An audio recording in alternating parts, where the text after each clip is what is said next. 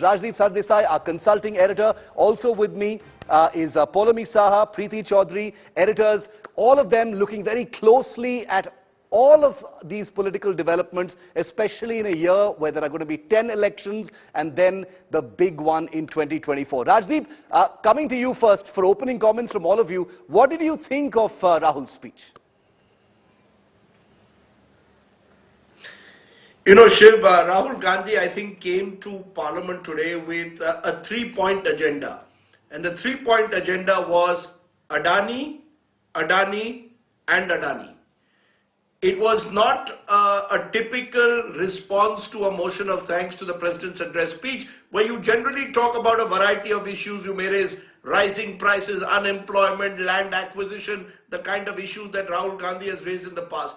This time, single point agenda. I will try and suggest or send out the message that Prime Minister Modi and Gautam Adani are joined at the hip, that Mr. Adani has been given undue favors by Prime Minister Modi. Now, you will recall, Shiv, this has been a steady stream of thought of Rahul Gandhi over the last decade. Hum do, hamare do. He was pointed at times, he was rhetorical at times. So, for example, when he asked specific questions, how many times have you, Mr. Modi, travelled together with Adani ji? How many times has Mr. Adani ji joined you later on foreign trips? He referred specifically to the chairman of the Sri Lanka Electricity Board informing a parliamentary committee in Sri Lanka that he was allegedly pressurized to give a contract to Mr. Adani. When he spoke of the manner in which GVK handed over Mumbai airport to Adani, what was he trying to do? He was trying to create the perception that there is enough out there to suggest that Mr. Adani has got undue favors. He chose not to therefore focus on any other issue. Even when he spoke on defense, when he spoke on foreign policy in the past, you've seen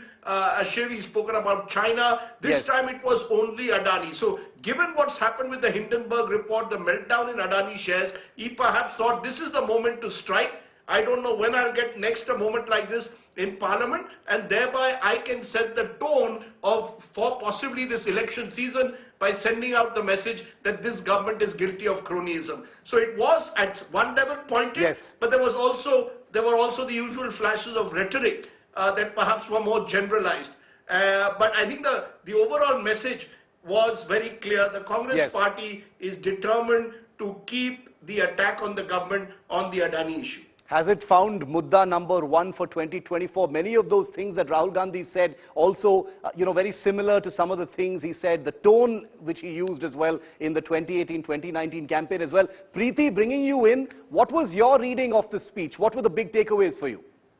Takeaway is that Rahul Gandhi is at least consistent in what he thinks will strike. Why I feel it's different, Shiv, than what has gone down before with, say, his Rafale attack, because not many people quite understood Rafale. So not many people really understand what Hindenburg is or what FPO is and all of that. But, when you're going home and telling them that, okay, maybe your policy with the LIC might create an issue. So with Rahul Gandhi, he's trying to take it to the masses with what he is doing. Will he be consistent? Well, till now, you have to give him that Rahul Gandhi was possibly the first political leader to raise the issue of do udyogpati. Many of the elections he's gone to and lost. He stuck to the point of ye Adani Ambani ki sarkar hai. Will he succeed in driving the point home in terms of tagging the failure of Adani Enterprise to the Prime Minister remains to be seen, Shiv, because if we go back to 2019, the coinage of Chaukidar Chor hai actually backfired for Rahul Gandhi and for the Congress. Will it work this time around? Well, there is at least a consistent attack by Rahul Gandhi and he stuck to it, if you know. Even the entire farmers' agitation movement, and there could be traction if one suggests one of the biggest issues where the farmer agitation was, if you would go, you'd speak to them. One issue that had stuck, which had come from political leaderships at that time, was Adani Ambani ki sarkar. Ye udyogpatiyon ki sarkar hai. So this time around, Rahul Gandhi hoping to drive the point home. Will he be successful? Of course, remains to be seen.